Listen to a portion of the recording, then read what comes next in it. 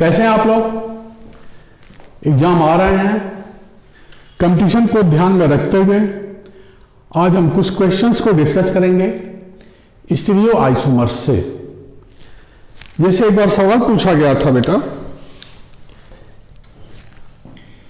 कि total number of isomers obtained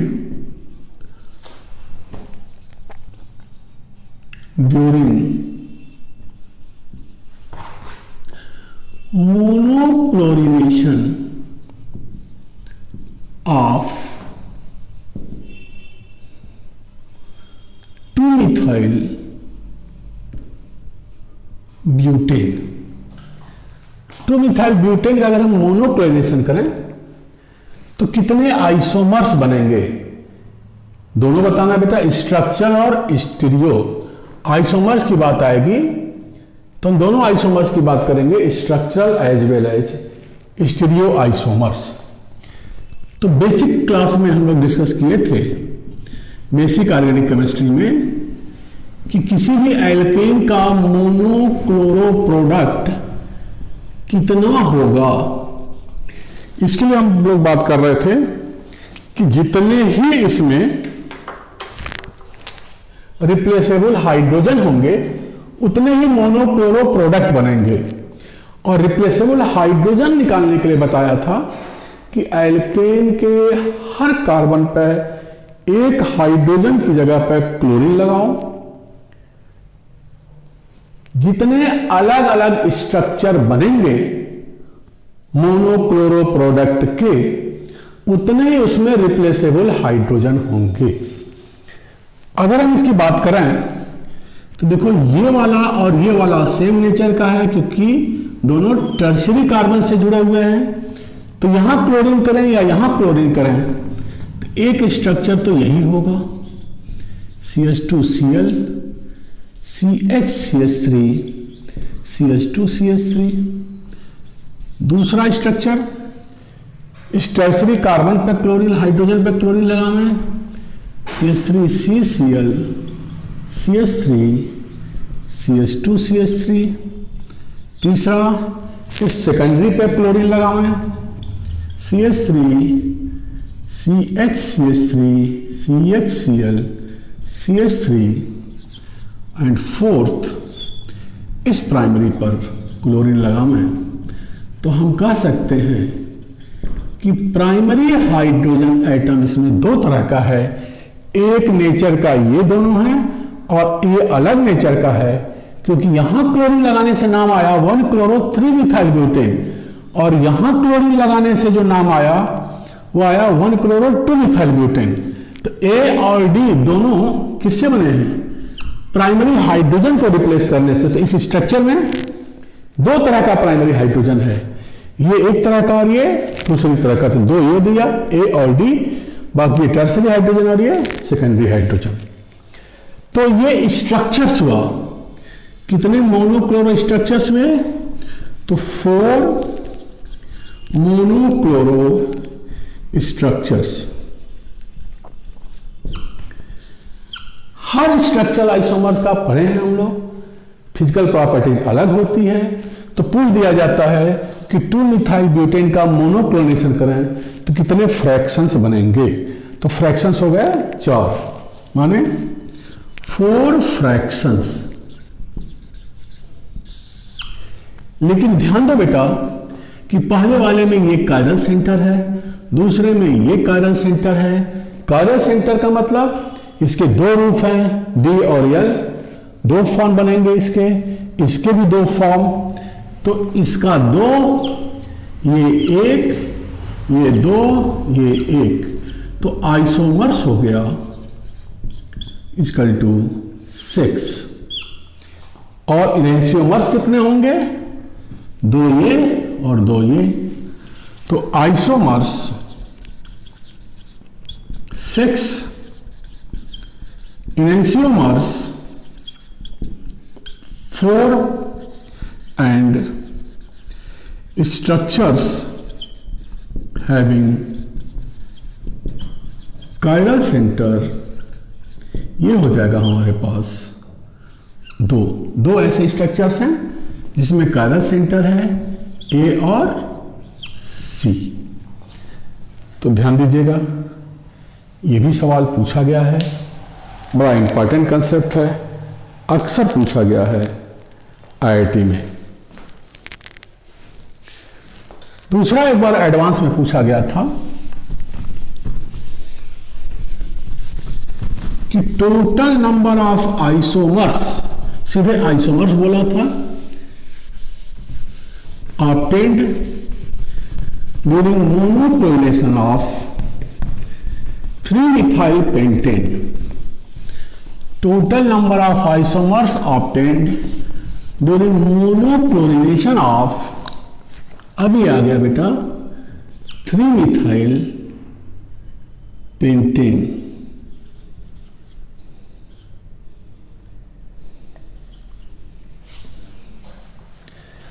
तो 3-methyl pentane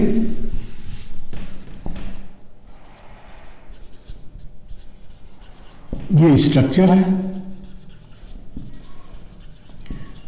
पहले हम इसका मोनोक्लोरिनेशन बना लें। देखो बेटा, ये वही है जो ये है, ये हाइड्रोजन वही है जो ये है, ये थर्ड है और ये प्राइमरी। इसमें भी प्राइमरी कितने तरह का है? रिप्लेसेबल हाइड्रोजन 2 है, ये एक है और दूसरा रिप्लेसेबल हाइड्रोजन प्राइमरी का ये। तो मोनोक्लोरो स्ट्रक्चर्स हो गए 1 2 3 4 4। पहला वाला CH2Cl, CH2, CH3, CH2CH3 first, second CH3, CHCl, CHCH3, CH2CH3, third CH3, CH2, CClCH3, CH2CH3 and fourth CH3, CH2, CH, CH2Cl, CH2CH3। तो 4 मोनोक्लोरो स्ट्रक्चर्स हुए। अब आइसोमर्स बताना है। आइसोमर्स की बात करो बेटा, तो देखो ये एक कायरल सेंटर है, यहां एक तरफ हाइड्रोजन है, एक इथाइल है, एक 2-क्लोरोइथाइल है और एक मिथाइल है। इसमें 2 कायरल सेंटर हैं।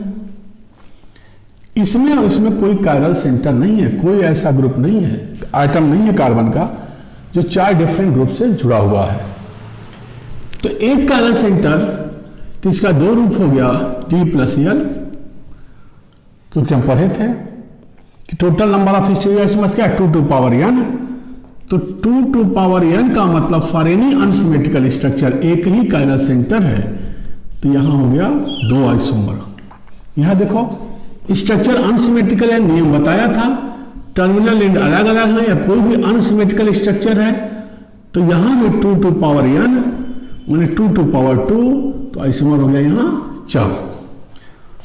तो आइसोमर यहां 1 हुआ और ये भी 1 है, तो स्ट्रक्चर तो 4 हुए बट आइसोमर्स हो गया 2 + 4 + 1 + 1 and this is 8. This also has been asked in IIT. Similarly, एक और सवाल था,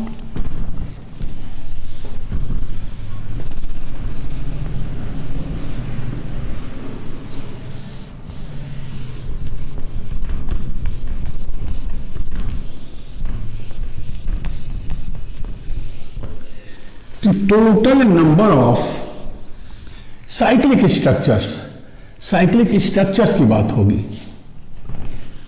total number of cyclic structures for hydrocarbon having molecular formula C5H12। Cyclic structures having molecular formula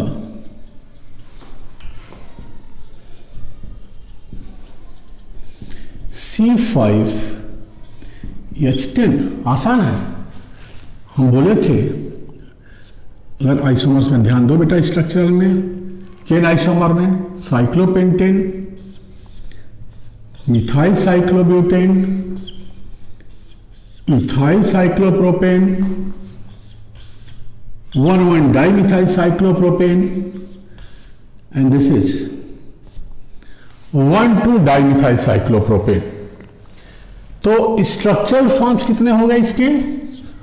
1, 2, 3, 4, 5। इसी में आइसोमर्स पूछा है, तो इसको ध्यान दो बेटा। ऐसे स्ट्रक्चर के लिए हम बात किए थे कि सिमेट्रिकल स्ट्रक्चर, 2 कायरल सेंटर, और स्ट्रक्चर सिमेट्रिकल है, 2 कायरल सेंटर, तो total number of stereo isomers will be 2 to power n minus 1 plus 2 to power n by 2 minus 1. n क्या है? 2, 2 power 2 minus 1 plus 2 power 2 बटे 2 minus 1, 2 power 1 plus 2 power 0 बताया था। This is mesoform and this one is enantiomers। तो अगर structural forms will be 5, but isomers की बात करें तो 1, 2, 3, 4 और इसके 3 रूप, इसे टोटल 3। तो आइसोमर्स हो गए 7।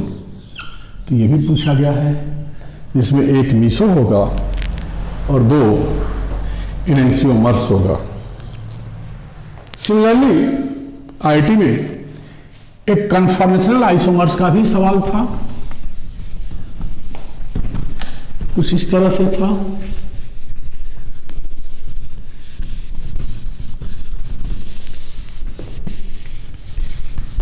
Total number of conformers, stable conformers, total number of stable conformers with non-zero dipole moment for the following compound. Total number of stable conformers, IT का सवाल था बेटा। Total number of stable conformers with non-zero dipole moment for given structure। और जो structure दिया था वो ये था, Cl, Br, CS3, CS3, Br, Cl। ये स्ट्रक्चर था बेटा। Total number of stable conformers हम लोग पढ़े थे। अगर ब्यूटेन का भी देखें तो स्टेबल 2 स्टैगर्ड था और 2 स्टैगर्ड था, गॉस फॉर्म और एंटी फॉर्म। गाच 2 थे, तो गाच स्ट्रक्चर्स 2 हुए और एक एंटी हुआ, तो टोटल स्टैगर्ड ओरिएंटेशन हो जाएगा यहां 3। लेकिन हमें नॉन जीरो डाइपोल मोमेंट को देखना है। केस इसका अलग है ब्यूटेन से। एंटी फॉर्म में 0 डाइपोल मोमेंट की बात करते हैं। यहां अलग अलग ओरिएंटेशन है। देखो, अगर हम मूवमेंट प्रोजेक्शन ड्रा करें तो तुम्हें याद होगा मैं बताया था कि सामने वाले कार्बन का ऐसे भी बना सकते हो। ऊपर Cl है, बाएं Br है, दाएं CS3 है। इक्लिप्स फॉर्म, Cl के नीचे यहां CH3 दिया है, Br के नीचे यहां Br है और CH3 के नीचे ये Cl है। तो ये जो स्ट्रक्चर होगा ये अनस्टेबल होगा, इसको हमें नहीं देखना है। अगर हम 60 डिग्री रोटेशन करें इसका, ध्यान दे बेटा, तो ये अब ओरिएंटेशन हो गया आपका, ऊपर वाला फिक्स कर देते हैं, Cl Br CH3 60 डिग्री पे, मिथाइल यहां आ गया, Cl यहां आ गया और Br यहां आ गया। तो ये जो स्ट्रक्चर है ये स्टेबल है और डाइपोल मोमेंट इसका जीरो नहीं है, नॉन जीरो स्टेबल पूछ रहा है। अगेन 60 डिग्री रोटेशन,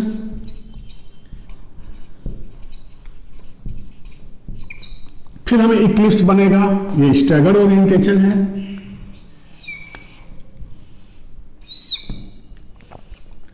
देखो Br CH3 सामने वाला वैसे ही है। अब CH3 के नीचे CH3, Br के नीचे Cl और Cl के नीचे Br, again unstable, again 60 degree rotation. धीरे धीरे बेटा जैसे ब्यूटेन ने बताया था वैसे करते चले जाओ। कन्फॉर्मेशनल आइसोमर्स ऑफ ब्यूटेन आप पढ़ेंगे, जैसे वहां हुआ है वैसे वैसे यहां करते जाओ, अपने आप स्ट्रक्चर्स मिलता चला जाएगा। अगेन इसका 60 डिग्री ध्यान दो, हम इसी को आगे फिर 60 ला रहे हैं डैश वाले को। दिस इज CH3, ये वाला तो तीनों ऐसे ही है। This is again Br, sorry Cl जा रहा है, Cl और यहां Br, again this is stable, dipole moment zero नहीं है, ये भी स्टेबल है। अगेन 60 डिग्री रोटेशन, फिर ये Br इसके नीचे आ जाएगा,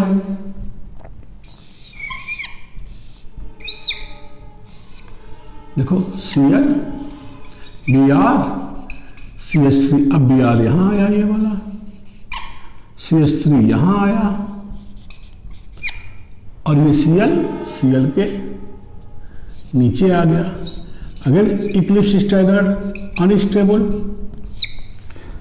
अगेन 60 डिग्री रोटेशन,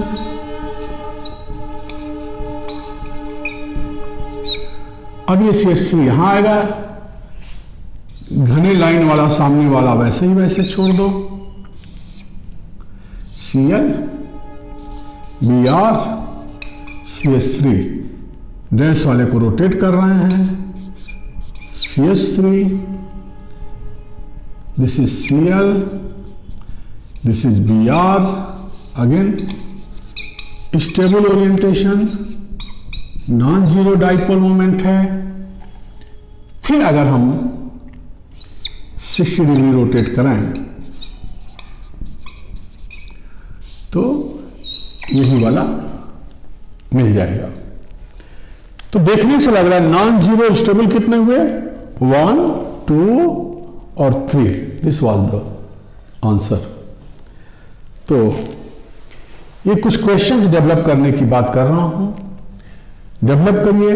कन्फॉर्मर से आएगा तो ऐसे सवाल हो सकते हैं, मोनोक्लोनल लेते हुए स्ट्रक्चर्स पूछ सकता है, साइक्लिक स्ट्रक्चर हाइड्रोकार्बन पे क्वेश्चन पूछ सकता है।